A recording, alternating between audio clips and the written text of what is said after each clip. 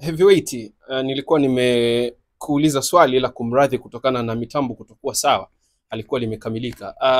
Kuhusiana na Christina, msemaji wa Tabora kumtaka Ally Kamwe aombe msamaha.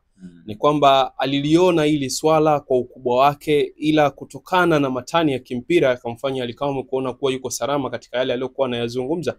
Lakini vipi katika makosa ambao ameendelea kuteleza kwa kuyafanya? Aliwahi kutoa kauli ya kati ya Mgunda na Ndazi bora Ndazi, lakini alitoka kuomba msamaha. Kwa nini hii aliona kwamba haipo haja ya yeye kuomba msamaha? Unajua yule msemaji wa Tabora Christina alikuwa anajaribu kumdirect Ally Kamwe katika njia ambayo ni sahihi. Sawa? Na ndio maana akajaribu kumwambia kwamba aombe msamaha, lakini kwa sababu ya kibri na kujikweza kwa Ally Kamwe akamdharau yule dada. Sawa? Akamdharau, akasema ni mchekeshaji, anamuona tu kama ametoa kauli za kichekeshaji. Kwa mantiki hiyo ni kama anamaanisha kwamba yule dada ni kituko au ni ameongea kauli ambazo ni za kituko, ndio maana akaamua kumfananisha yeye na wachekeshaji, sijui wacheka tu na vitu kama hivyo. Lakini yule dada alikuwa correct, alikuwa anajaribu kumuelewesha na kumwambia kwamba anachokifanya au alichokifanya hakikuwa jambo sahihi. Kwa hiyo Christina alikuwa correct. Sawa? Lakini ndio hivyo, unajua mimi naendelea kusisitiza kwamba the best way ya kumrekebisha mtu ni yani the best way ya kumnyoosha mtu unayempenda ni kumrekebisha pale anapokosea. Of course ukiwa unamkingia kifua, kwa sababu mara nyingi sana, umeelewa? Mara nyingi sana uaga tunashindwa kutofautisha kati ya utani wa mpira pamoja na kumchafua mtu. Kwa mfano kama hiyo issue ya kusema Juma Mgunda na Ndazi unachagua Ndazi, hiyo ilikuwa nje kabisa ya mpira. Manake sasa umetoka kwenye issue ya mpira umekuja kumwattack mtu yeye kama yeye, kwamba huyu unamfananisha na Ndazi, kitu ambacho hakikuwa correct, na aliomba msamaha, well and good. Lakini kwenye issue hii ya mkuu wa mkoa alikuwa ndo anaongelea mpira, kwa sababu alikuwa anaongea na timu yake kuhusiana na Yanga, na aliongea kwa ajili ya kuwapa motisha. Hatimaye wewe unaenda kumfananisha huyo mtu, unaanza kumwambia kwamba atachacha vitu amemwambia maneno ambayo sio mazuri. Utamwambiaje mkuu wa mkoa atachacha? Sasa sio maneno ya kiungwana, umeelewa? Na hata kama ametoka au atatoka, umeelewa? Ameshatoka na hata kama ameshatoka, lakini still kama watu wanampenda, narudia hii kauli, sawa? Kama watu wanampenda na wanamtakia mema huyu Ally Kamwe, wawe wanamrekebisha anapokosea. Yani kuna mambo mengi sana hajawa matured kwenye kuendesha taasisi kama hili. Kwa hiyo watu ambao wana ubusara na uwezo wa kuona mambo wanabidi wamuelekeze huyu, wakae naye chini wamuelekeze. Nijibie maswali haya mawili.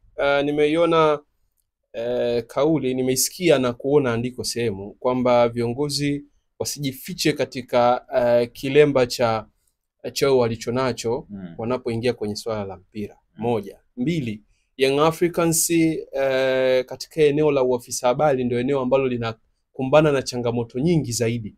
Sio kwa Ally Kamwe, hata kwa wale waliopita, Haji Sunday Manara, kina Jerry Mulo, washakutana na kashikashi nyingi sana kwenye eneo hilo. Kuna mahusiano gani baina ya makosa na eneo la usemaji la Young Africans?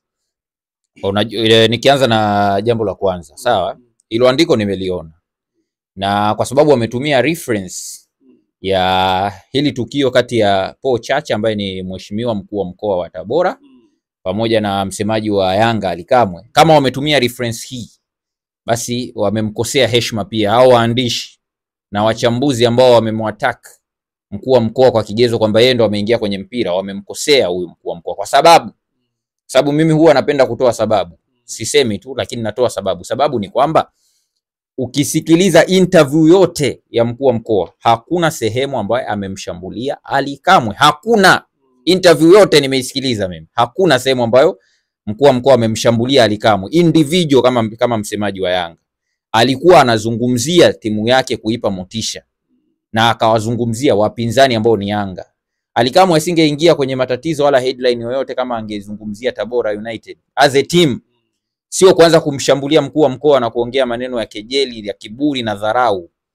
Sawa? Yanga ni timu kubwa, ni taasisi kubwa, lakini inapokuja swala la mamlaka ya nchi ni kitu kidogo tu Yanga. Sawa? Unatakiwa ukiwa ndani ya taasisi kubwa ya mpira yenye influence kama Yanga, unatakiwa uwe na heshima dhidi ya mamlaka, kwa sababu utakachokiongea chochote kina affect namba kubwa ya watu ambao wako nyuma yako na kusikiliza. Kwa hiyo kwa mantiki hiyo, waandishi pamoja na wachambuzi ambao wamemkingia kifua Ally Kamwe, mimi nashauri pia wangemuomba radhi, sawa, mkuu wa mkoa, kwa sababu mkuu wa mkoa hakuwa na shida yoyote na Ally Kamwe. Labda maybe kwa sababu hawakufuatilia ile interview. Unajua muda mwingine mtu anatoa maoni bila kusikiliza. Msikilize mkuu wa mkoa kwenye interview yake yote, usisikilize kipande cha Instagram. Sikiliza 1 to 100, usisikilize kijipande kireel, tunaita reels, au post ya Insta, usisikilize hiyo. Sikiliza kwa kina. Je, mkuu wa mkoa alimshambulia Ally Kamwe? Kama hajamshambulia Ally Kamwe, why Ally Kamwe amshambulie mkuu wa mkoa? Kwa nini? Yaani kwa nini usishambulie Tabora United? Kwani angeishambulia Tabora United ungekuwa na hizi kelele? Kwa hiyo hilo swali lako nafikiri la kwanza nimejibu. Lakini swali la pili, umesemea swala la wasemaji wa Yanga kufungiwa. Of course mimi sitaki kuhesabu. Wote wamefungiwa. Mimi nahesabu tu makosa. Wanakuwa wamekutana na hizi heka kama ambazo tunaziona kwa Ally Kamwe. Of course ndio maana najibu. Nasema mimi huko sitaki kujua kama wamefungiwa wengi, wamefungiwa mara ngapi, I don't care. Mimi ninachokitaka ni kwamba kama ikitokea wana deserve kufungiwa, wafungiwe. Kwa sababu sijajua nini hasa kinachopelekea wawe wasemaji wa Yanga tu ndio wawe wanafanya hayo makosa. Lakini nafikiri muda mwingine pia mara nyingi maji yanafuata mkondo si unanielewa? Of course mara nyingi maji yanafuata mkondo, na unakuta mara nyingi timu zinakuwa zina characters. Unajua hata kwenye swala la viongozi unakuta kuna aina fulani ya timu yenyewe toka miaka ya 80 viongozi wake wanakuwa na sifa fulani tu. Umenielewa? Unakuta kuna timu zingine yani toka miaka ya 80 wasemaji wake wanakuwa wana kiasi, yani wana sifa fulani tu. Unajua na ndio hapo utakapopata picha kwamba kumbe kuna vilabu ambavyo vinaendeshwa in a professional way hapa nchini. Na unakuta msemaji ambaye anaweza kwa mfano kama Manara alivyokuwa Simba, hakuingia kwenye mizozano mingi sana na TFF kama ambavyo walivyoenda Yanga. Kwa hiyo sasa sijajua kuna uhusiano gani kati ya Yanga pamoja na bodi. Lakini sio tu labda wasemaji. Unajua hata design ya aina ya mashabiki ambao wako nao. Yani ni kwa asilimia kubwa ukiwaambia, yani wanaamini timu yao hautakiwi kuisema wala kuikosoa. Hutakiwi. Yani ikitokea umeikosoa au umeisema, wewe sio mchambuzi, wewe shamba tu, wewe si hivi, wewe hivi, unajua zile. Na ukitokea hata kama hujahusisha timu yao, umezungumzia timu nyingine, wataamini kwamba wewe unawapiga vijungu, unawapiga vijembe. Kwa hiyo ndio hapo hivyo, yani ndio nature yao. Kwa hiyo huwezi ukawabadilisha. Matusi, tukana sana na nini, nafikiri muda mwingine ni characters zao tu ambazo wapo hivyo. Yani utafanyaje sasa? Ndio wapo hivyo. Yani rai yako ni nini sasa kwenye ile ambalo umetokea, ameachiwa, wewe mdau wa soka? Mimi kama mdau wa soka namkubali Ally Kamwe na sema na muappreciate anachokifanya, kwa sababu namkubali na kumappreciate na mshauri ili asiingie kwenye matatizo, sababu asiamini kwamba wale ambao wanamkingia kifua kwenye makosa ndo wanampenda. Hapana, wale wanaomkosoa na kumweka kwenye right direction ndo wanaompenda. Kwa hiyo mimi najaribu kumweka kwenye right direction. Naamini sauti yangu itafika kwake. Yani hilo naamini 100% sauti yangu inafika kwake. Na mshauri tu. Sawa? Abadilike. Yanga ni of course unavokuwa Yanga haimaanishi kwamba wewe ni mkubwa sana kwenye nchi, labda wewe ndo umemaliza, wewe ndo everything, prestige. Yule ni mtoto wa Kiislamu. Majivuri na majivuno anatakuwa aviache, kwa sababu dini yetu sisi katika kitu ambacho inasisitiza na kukataza ni pamoja na majivuno. Umeelewa? Kuna baadhi ya majivuno aliandikwa kwenye Qur'an, almalu walbanuna, watoto na mali ni vitu ambavyo ni mitihani ambayo Mwenyezi Mungu ameiweka kwenye dunia.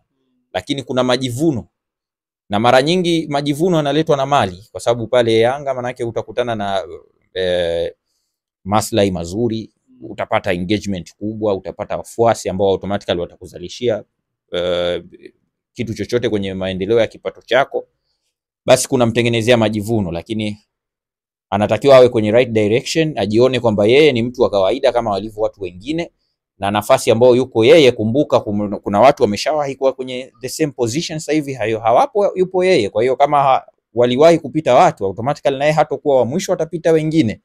Kwa hiyo ningemshauri tu nafasi yake aliyokuwepo nayo kwa sasa hivi simpe jeuri kiasi cha kuwatukana watu wakubwa ambao, kwa sababu unajua ule mheshimiwa mkuu wa mkoa Paul Chacha ni kwa mfano kama mimi, yule naweza nikamwona kama baba yangu. Inawezekana asiwe na umri kama wa mzee Mubarak, lakini ana umri ambao unaweza ukawa at least baba yangu mdogo, lakini kwa umri wake yeye, kama yeye kupata mtoto kama mimi au kuwa na mtoto mkubwa kama mimi pia anaweza. Kwa hiyo kwangu mimi namuona kama baba. Sasa Ally Kamwe asiwavunjie watu heshima, achana na mambo ya cheo chake tu, hata kwa umri yule ni mtu mzima, hutakiwi kuwa na maneno ya kibri. Unaanza unajua kuna kauli fulani alizungumza, mimi sijui nimetoa ng'ombe 20 kwa pesa zangu mimi, msemaji wa Yanga. What for? Yeye katoa hamasa kwa timu yake, kwa wachezaji wake, milioni 60 kidogo chake. Yeye katoa kwa wachezaji wake motisha. Wewe unakuja unaanza kumtambia, mimi naweza sijui milioni 60 kitu gani, mimi hawa ng'ombe sijui na nini naitumia tu hapa kulisha. Sio kauli nzuri. Sawa, rai yako itakuwa imefika Dula Heavyweight. Kama ni sikio la kusikia litakuwa limesikia, kama sio sikio la kusikia basi hilo ni la kufa, aliwezi likasikia dawa abadan aslan.